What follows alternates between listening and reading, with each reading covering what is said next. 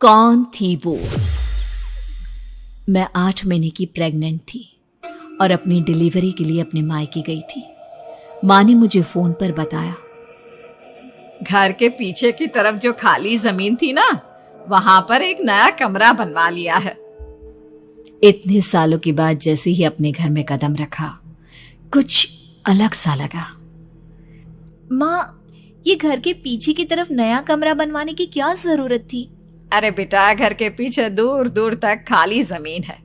तेरे पापा को कई दिनों से लग रहा था कि यहाँ पर एक कमरा बनवा लेंगे तो ताजा हवा मिल जाया करेगी। अब तो ये सब छोड़ और चल जल्दी से दूध पी ले। माँ, मैं थोड़ी देर में पी लूंगी, आप सो जाओ। मैंने दूध का गिलास उठाकर उस खिड़की में रख दिया। पता नहीं कब आंख लग गई। अचानक से खिड़की के पल्लों के खड़कने की तेज आवाज आई। दूध का गिलास धड़ाम से जमीन पर आ गिरा। जमीन पर गिरते ही दूध का रंग लाल हो चुका था। मैंने खिड़की से झांक कर बाहर देखा। चारों तरफ धुप अंधेरा था। उस अंधेरे की तरफ से कुछ आवाजें आ रही थी, जैसे छोटे बच्चे आपस में खिलखिलाकर मस्ती कर रहे हो।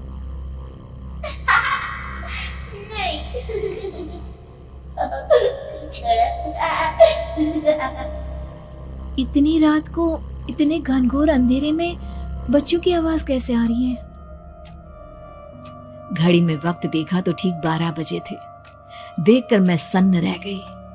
बुरी आत्माओं और भूतों की कई कहानियां मैं सुन चुकी थी। वक्त भी कुछ ऐसा ही था। ऊपर से मैं प्रेग्नेंट। सुना था कि ऐसे वक्त में अक्सर बुरी आत्माएं औरतों का पीछा करती है, तो क्या मेरे पीछे भी? पसीने से तरबतर बड़ी मुश्किल से, जैसे कांपते हाथों से मैंने उस खिड़की को बंद किया। जल्दी से जल्दी उस कमरे से बाहर निकलकर माँ के पास जाने के बारे में सोचा, लेकिन जैसे ही दरवाजे की तरफ पलटी, लगा कोई साया हवा की स्पीड से दरवाजे के सामने से गुजर गया। मेरे गले में अटक कर रह गई। मैं जोर से चीख कर माँ को बुलाना चाहती थी, लेकिन वो आवाज खुद मेरे कानों तक नहीं पहुंच पा रही थी। तो माँ तक कैसे पहुंचती? खिड़की के पल्ले एक बार फिर तेज हवा के झोंके से धड़ाम करके खुल गया और पूरी ताकत से मैं चीख पड़ी। जानती थी मेरी चीख की आवाज सुनकर कुछ ही सेकंड में माँ वहां पहुंच जाएगी, लेकिन ऐसा कुछ हुआ ही नहीं। मेरा कलेजा डर के मारे फटा जा रहा था। आखिर माँ ने मेरी आवाज क्यों नहीं सुनी? इतनी गहरी नींद में तो माँ कभी नहीं सोती। ठीक पीछे खुली हुई वो खिड़की। मुझ में इतनी ताकत नहीं बची थी कि मैं पलटकर उस तरफ देख भी सकूं। हवा का एक सनसनाता हुआ झोंका उसी वक्त मेरे कानों से आकर टकराया। लगा जैसे किसी ने दबी हुई आवाज में धीरे से मुझसे कहा, चली जाओ यहाँ से। मैंने दोनों हाथ अपने कानों पर रख लिए और एक बार फिर ताकत लगाकर जोर से चीखने की कोशिश की। माँ!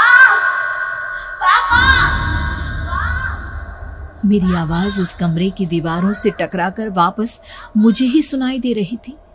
जितनी ताकत के साथ मैंने चीखने की कोशिश की थी, कुछ ही देर बाद उससे कहीं ज्यादा तेज और दर्दनाक चीख मुझे सुनाई देने लगी। ये आवाज ठीक मेरे पीछे खिड़की से आ रही थी। वो आवाज मेरे कानों में पिघलते हुए लोहे की तरह गिर रही थी।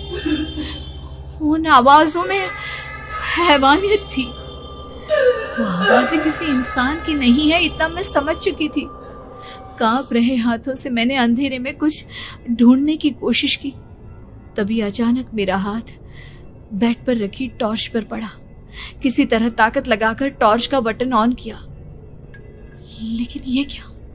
सामने दरवाजे पर 3 छोटी लड़कियां खड़ी हुई थी। उनके हाथ में स्टील के चमचमाते हुए चाकू थे। मैं घबराकर लड़खड़ाई और पीछे की तरफ हटी, लेकिन तब तक वो मेरे पास आ चुकी थी। उनकी गर्दन टेढ़ी थी और उनके हाथों के वो चाकू मेरे पेट को निशाना बनाने को तैयार। मैं जोर से चीखी, नहीं, छोड़ दो मेरे बच्चे को, मत मारो, मत मारो, छोड़ दो मेरे बच्चे को। सोनाली, क्या हुआ बेटा? तू इतनी डरी हुई क्यों है? उठ बेटा, क्या हुआ? हड़बड़ाकर मैंने अपनी आंखें खोली। देखा तो दिन निकल आया था। माँ मुझे जगा रही थी। मेरा चेहरा पूरा पसीने से लथपथ था। क्या हुआ बेटा, तुमने कोई बुरा सपना देखा क्या? मैं अभी तक अपने पूरे होश में नहीं थी। वो मेरे बच्चे को मार देगी माँ। वो लड़की मेरे बच्चे को। मैंने घबराकर अपने पेट को छुआ। सब कुछ ठीक था। और वो दूध जो रात को यहाँ पर गिर गया था, उसका रंग लाल हो गया था। माँ ने हंसते हुए दूध का गिलास मुझे दिखाया। तुमने दूध पिया ही नहीं, पूरा का पूरा ऐसे ही रखा हुआ है। तुमसे कहा था ना सोनाली, सेहत के लिए लापरवाही ठीक नहीं बेटा। लेकिन मैंने तो सब कुछ अपनी खुली आंखों से देखा था। ये सपना कैसे हो सकता है?